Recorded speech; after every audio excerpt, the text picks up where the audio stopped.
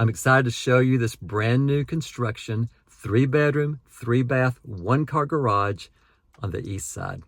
One thing that I really think you'll enjoy seeing is all the light fixtures throughout the entire house. I'll show that to you about halfway through the video. If you'd like to see this home or any home in the greater Austin area, just reach out. I'd love to connect. My contact information is in the description below. So let's go check out this house on the east side.